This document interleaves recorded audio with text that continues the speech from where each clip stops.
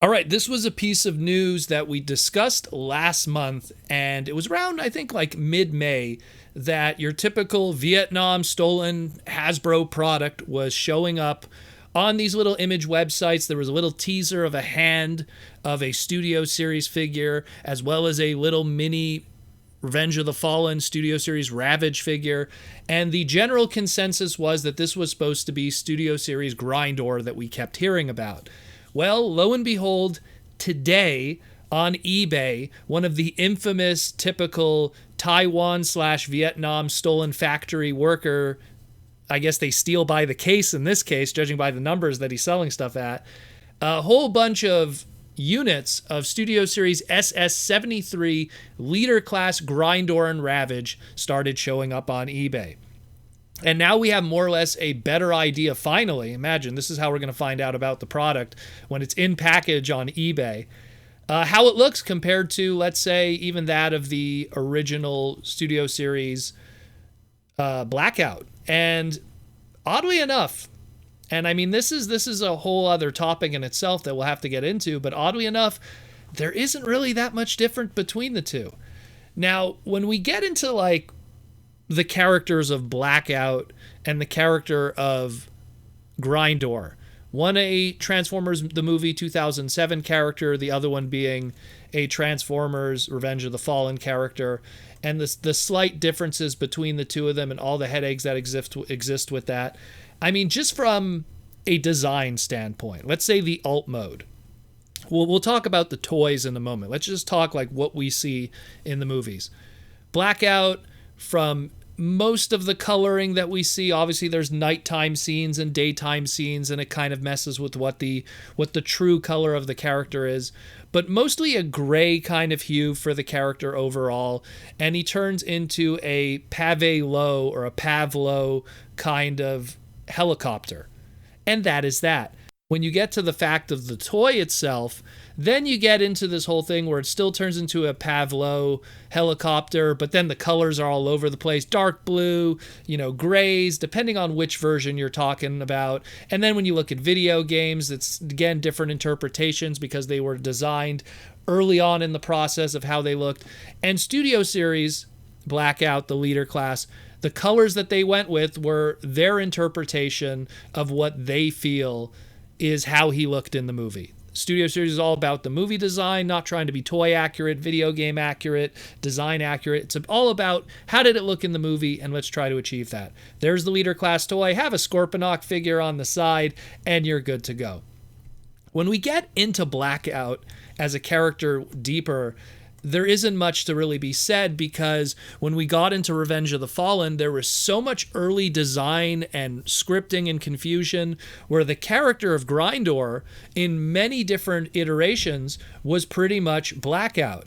And when you look at even like early leaks of stuff, whether it be like early scripts of the movie or like the Revenge of the Fallen Junior novels or the Revenge of the Fallen movie universe book, which was like a book that pretty much talked about all the characters in it, or even some of the cross-sell on the back of packaging, there was this confusion of including Grindor but calling it Blackout instead because it was intended to be the same character.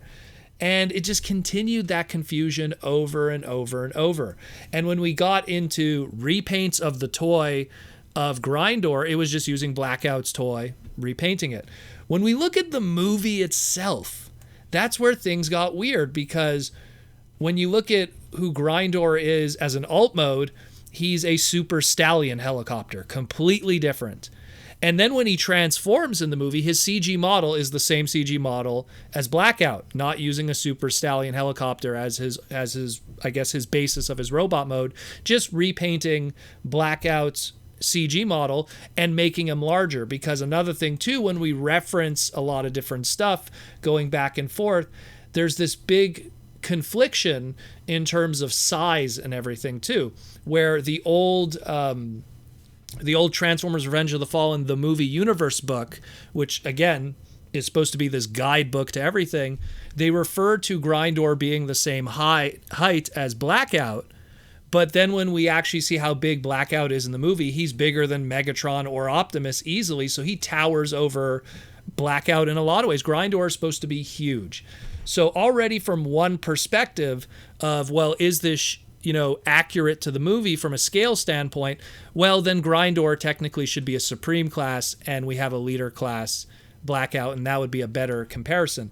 But instead, they went with the straight up repaint of the mold.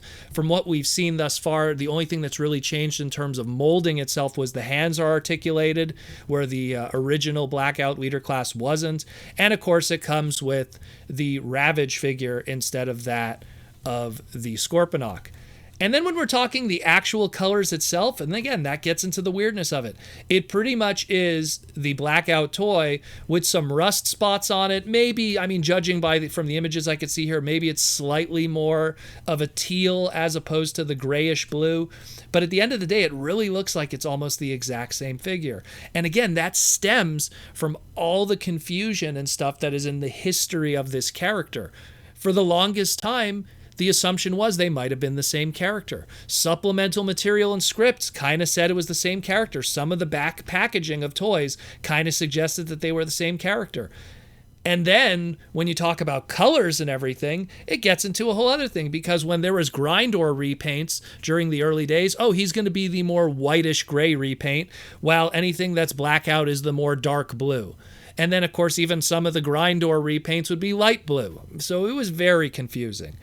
And then we finally, in the end, got actual schematics of like, okay, Grindor is 55 feet, and he's way taller than Megatron and Optimus, and Blackout is 33 feet, so he's practically 20 feet shorter than Grindor. So they're two separate characters, and it gets messy. But at the end of the day, all we could say pretty much from seeing this figure now finally is that it's a slightly improved Blackout figure, but more or less it's the same figure. Little deco differences here, but more or less the overall same colors. Pretty much, if you haven't gotten Blackout, you could get Grindor, and it could be your stand-in Blackout figure, and you get a little Ravage figure, and that's that. There's almost like no difference between the two. I can't wait to see some side-by-sides when people get both of these loose in hand, and we could really compare it. But there's a lot of weird stuff going on here. There really is. It's a bizarre kind of thing. And as soon as someone gets one of these, we'll be able to kind of make more sense of it. But we finally really get our first look from this because of this eBay situation. The only other thing I just want to mention, it's just kind of funny, on the back of his packaging, it says here, fighting Optimus Prime proves to be a headache for Grindor as the Autobot leader tears his head into two. It's the first time ever I've ever seen I guess we'll call it a copyright tech spec bio on the back just talk about his death and the headache and take your face, rip him in half. Optimus just making a mess out of that guy in his short appearance. Kind of sad. Either way, guys, let me know what you think about this.